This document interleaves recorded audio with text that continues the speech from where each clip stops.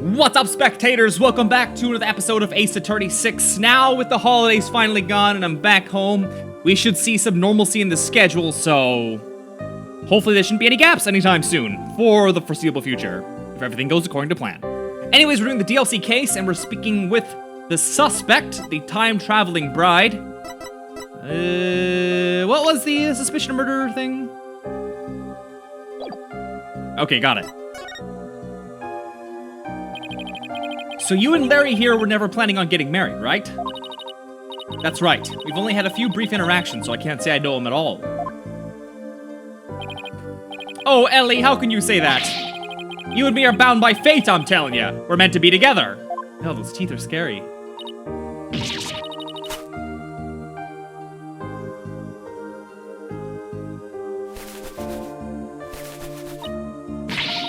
You're wrong, Larry. I've never been so right, baby. It's as plain as the goatee on my chin. That's how I win any argument. You're wrong. I've never been more right, baby. Larry, don't make me send you to timeout. Now, can you tell me about the groom, Ellen? What's he like? I thought they were saying the groom's name is Ellen. That'd be weird. His name is Soren Sprocket. He's the most wonderful man. He's truly my destiny. Did you say Soren Sprocket, as in... Yes, yes. That's right, the next president of Sprocket Aviation. He's in line to take over the company? He's nothing but a rich, spoiled brat. I'm clearly the better choice. Clearly! Larry, you and Soren are as different as night and day. There's no comparison. Ellie, you're breaking my... heart. I don't want to say achy breaky. So she's marrying into money, huh? I can't believe Soren chose me, a simple house servant. He's my knight in shining armor, my prince. Oh, my Soren. Alright, let's calm down now. So what's this shadowy figure you saw, Ellen? It was when Mr. Gloomsbury was attacking me. Right after I made a wish upon this pendant, I started to pass out. But just then, just as I lost consciousness, I saw somebody strike Mr. Gloomsbury from behind. You did? Then that person must be the true culprit. Did you see who it was? I'm afraid not. Have you told anybody else about this?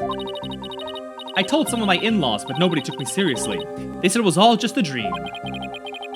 I can't exactly say I blame them, I mean, time travel? Larry, for my peace of mind, please tell me that figure wasn't you. Of course it wasn't!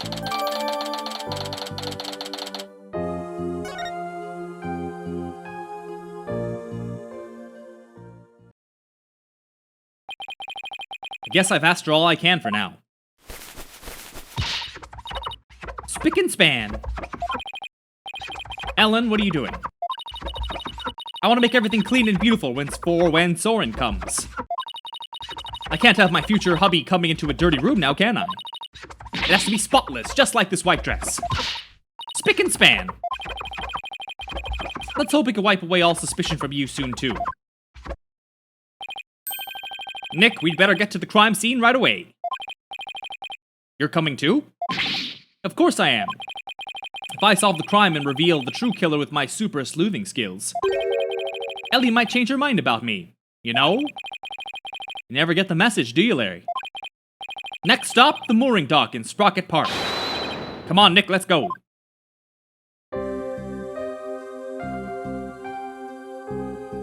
Off we go!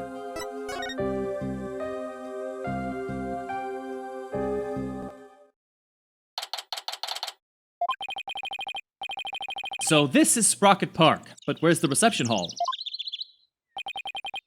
The reception hall? Oh, that's... looky there.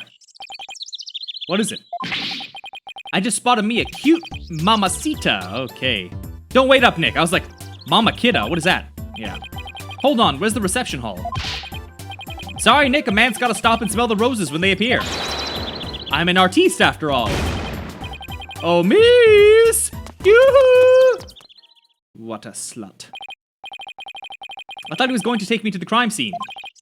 Ah, well, I'm sure he'll come slinking back when he inevitably gets rejected. I'll just take a quick look around until then.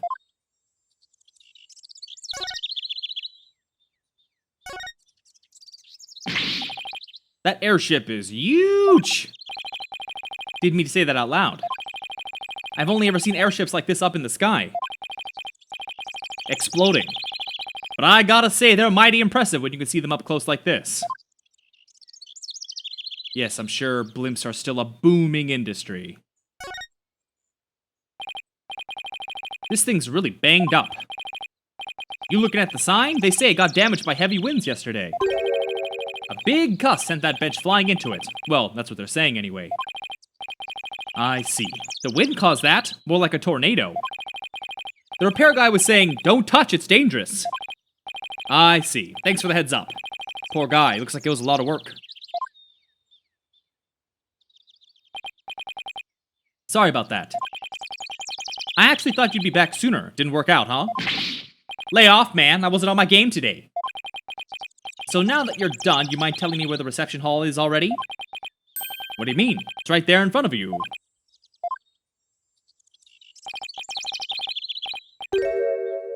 Wait, what's that say? Flying Chapel. Do you mean to tell me? Yep, Ellie's reception was on that airship. A sky-high reception hall.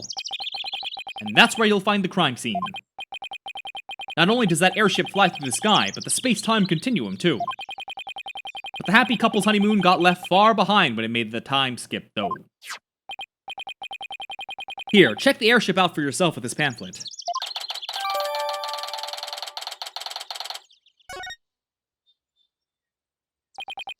By the way, I figured you could use some backup, so I called in some help for you. You did? Yep. Should be here any minute now.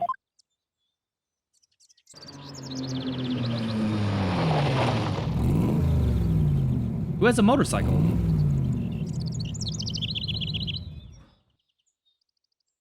Oh, it's a car. That red sports car! Don't tell me you called. You know it, buddy. I trust you've been well, right?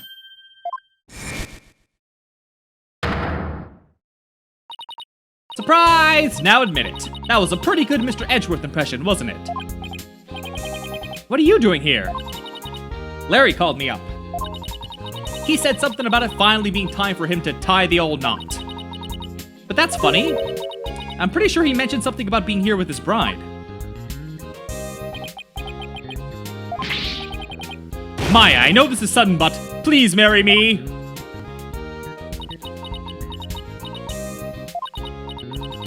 Nick, what's Larry talking about?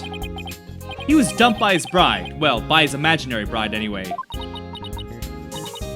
Wow, poor Larry. That's a new low, even for him. But hey, imaginary girlfriends never hurt anyone, right? More power to them.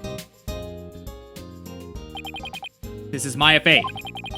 She's been abroad for her training as a spirit medium. But now that her training is over, she's back home here in the States. That's right, the new and improved Maya Fey is on the scene. Spirit and girl power at the ready. Look at you, Maya, all grown up and as cute as ever. You know what? I just realized something. If I ever got married, I'd miss out on all the fun of always meeting somebody new. I see you haven't changed a bit, Larry. Edgeworth! I figured that car belonged to you. But when did you become Maya's chauffeur? It's nothing like that. I just happened to run into her en route and picked her up. And by run into her, I mean she jumped out in front of my car. Nearly ran her down. This is Miles Edgeworth. He's a friend of mine and the district's chief prosecutor. I heard he's been busy lately. So what brings you here? Wait, don't tell me Larry called you up too. He did? However, I have business of my own here at the crime scene. What kind of business?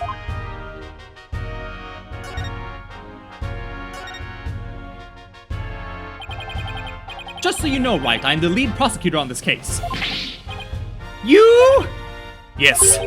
It appears we'll be standing on opposite ends of the battlefield this time around. So I'll be up against Edgeworth tomorrow.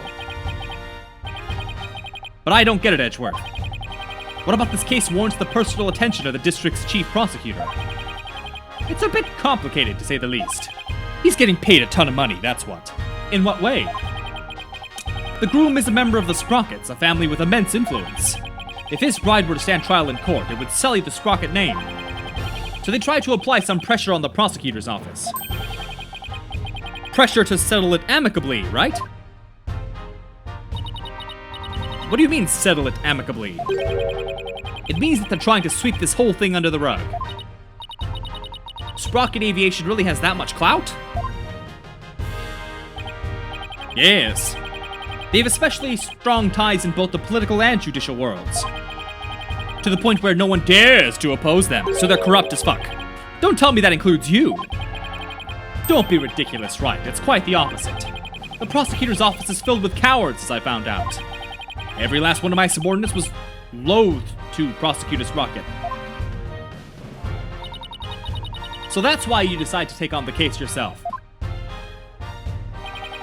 That's right. I'll personally see to it that justice is served. I always prosecute to the utmost of my abilities, regardless of who I'm up against. But that is a part of my creed. Nothing and no one can sway me from that, not even the almighty Sprockets. Right.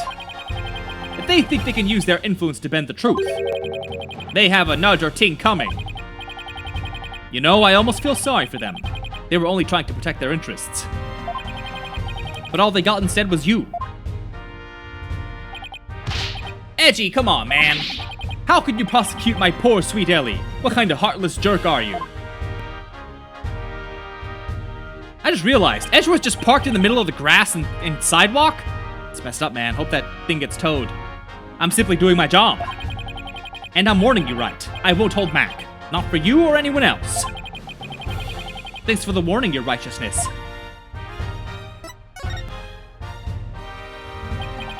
So, how's it going, Mr. CP? Busy as always, I presume. Of course, unlike somebody who has too few clients and too much time on his hands.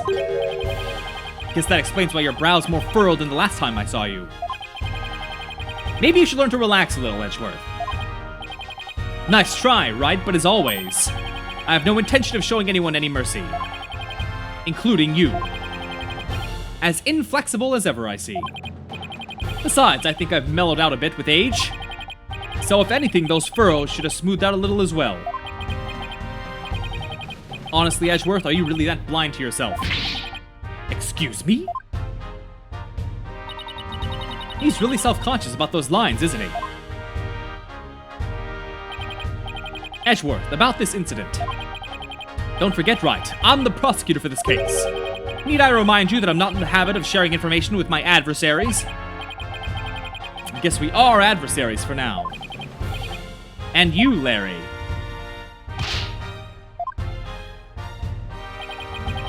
I'd like you to come with me. You have a lot to answer for after that little stunt you pulled with the suspect. But Edgy, we're old pals, aren't we? Personal appeals won't work on me, Larry. Now come along. Time for jail.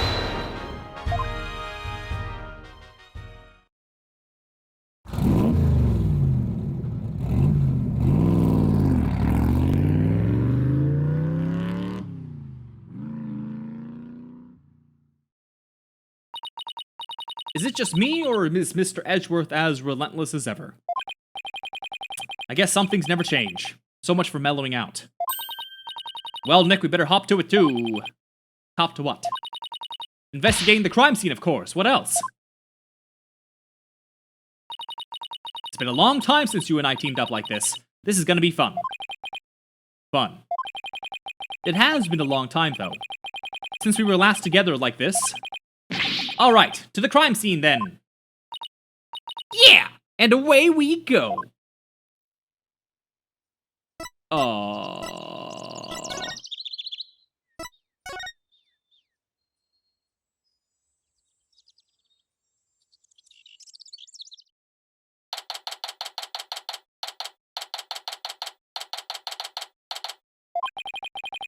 So this is the reception hall. according to the pamphlet, we're right here. Yikes, we're pretty high up. But at least we're indoors, so it doesn't seem so bad. Oh, look, Nick, it's Emma. Hey, Emma, over here. What, you're back from Kurain already? Mr. Wright, Maya? Does this mean you've taken the case? Yep, that's how things kind of turned out. So do you mind if we take a look around? Be my guest. We've pretty much wrapped up our investigation, so go right ahead. Now's a good chance to find out more about the case from Emma, too. Bump, bump, bump, bump, bump. Edgeworth wouldn't tell us anything about this case. So do you think you could give us a rundown? Well, seeing as he's going to be prosecuting, I'd expect him to be tight-lipped about it. They always talk about trying to find the truth, yet they don't share information. Doesn't make sense. The incident occurred yesterday on September 20th. It happened after the wedding reception, which lasted from 7 p.m. to 10 p.m. Got it. By the way, you didn't hear about any time traveling or anything, did you? What do you mean? Oh, nothing, forget it. That's pretty much the response I expected. The victim's name is Dumas Gloomsbury. He was a servant in the Sprocket family household. Ellen was a maid for that family as well, so that means the two of them were co-workers. Yes, they apparently knew each other. Mr. Gloomsbury was the lead servant, after all. He was very serious about his work, but he was also a very closed and private man. So the other servants called him Mr. Doom and Gloom behind his back. If he was the lead servant, he must have been higher ranked than Ellen. What makes the police think Ellen killed this man, a guy who was essentially her boss? We don't know the defendant's motive yet. But the circumstances surrounding the discovery of the body don't bode well for her. And what circumstances are those, exactly? Well, some of her in-laws saw what looked like the immediate aftermath of the murder. The suspect was standing in front of the body with the murder weapon still in her hands. But why would a bride who was just about to start a happy new life kill someone? Do the police have an explanation for that? Yeah, about that. They believe the victim attacked the suspect and was killed when she fought back. But why did he attack her to begin with? Well, a mere servant girl was going to suddenly be the wife of the future president. Mr. Gloomsbury must have been more than just a little jealous of her. You just said you had no motive, and now we're all just speculating. So this Mr. Doom and Gloom attacked Ellen first. But if she was only trying to protect herself, wouldn't that count as justified self-defense on her part, Nick? It would. There's a good chance she'd be acquitted if we could prove that, but I wonder what Edgeworth will have up his sleeve to counter that claim. But wow, a servant girl marrying the future president of such a huge company. Sounds like a modern-day fairy tale. It does, doesn't it? Thing is, not everyone was on board with their union, apparently.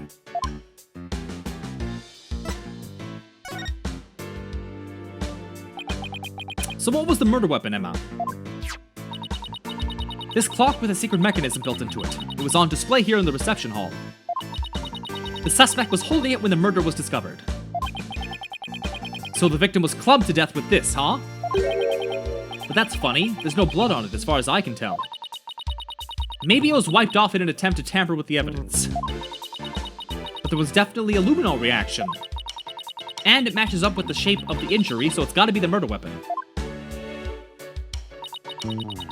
What a funny looking clock.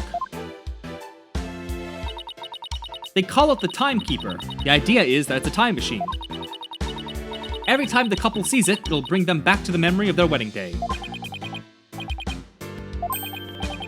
Ellen said her pendant was a part of a time machine. I wonder how the secret mechanism in this thing works.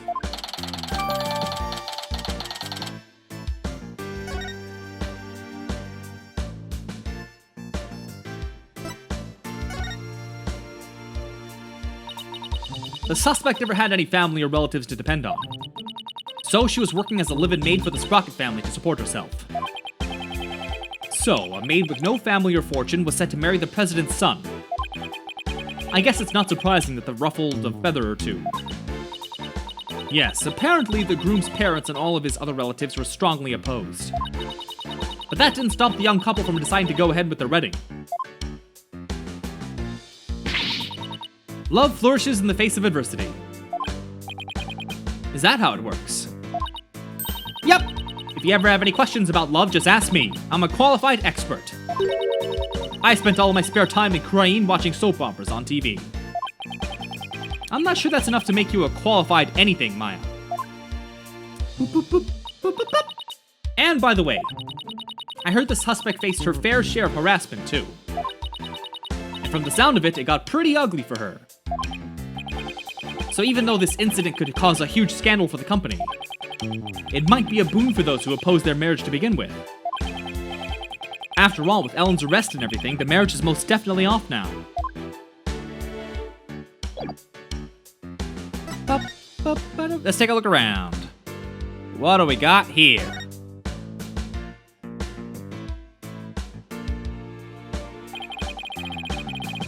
This must be the lantern the body was found in. Ellen managed to move it quite a ways.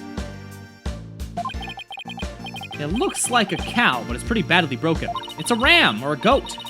That's Pegasus. Oh, okay, I was way off too.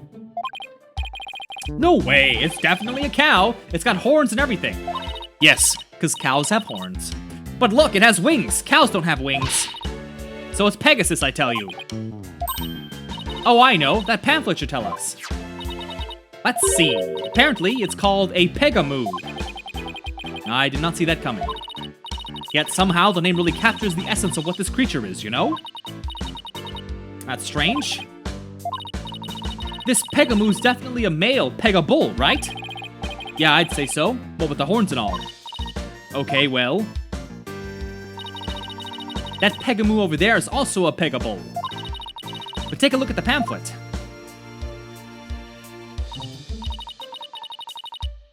The one on the right says Pegabull, but the other one says Pegacow, a female Pegamoo.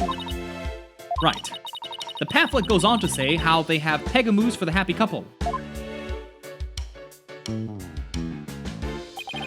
So for Ellen's ceremony, there should have been a male and female pair of Pegamoos. But for some reason, there are two males here. Maybe somebody made a mistake when they were setting up the room. It's hard to believe a fancy place like this would make that kind of blunder, though.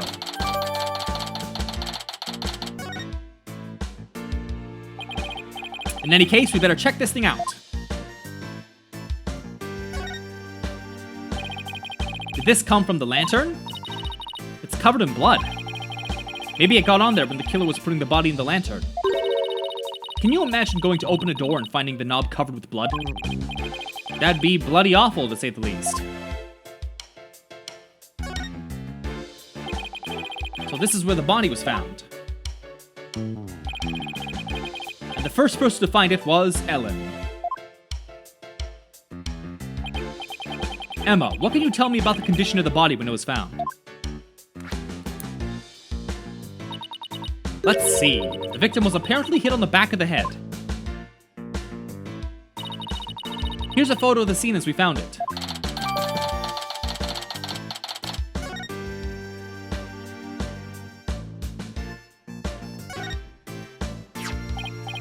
Hey, what's this? Let me take a look. Grab Ellen when convenient, then send her off from the Vista deck.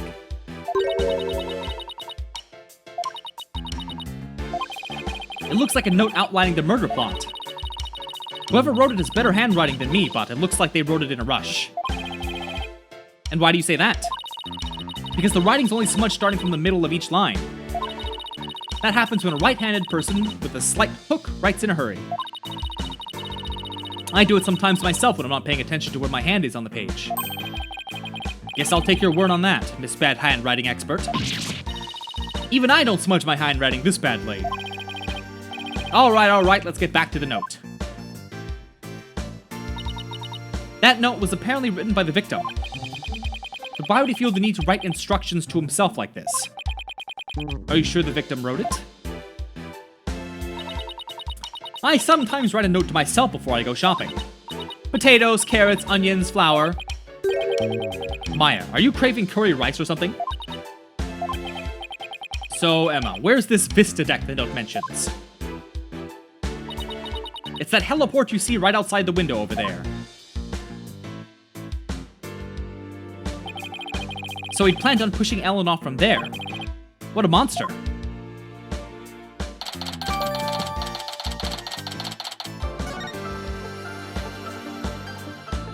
And with it being over 25 minutes long, I'm gonna end this video here. So stay tuned tomorrow for the next episode, and thanks for watching.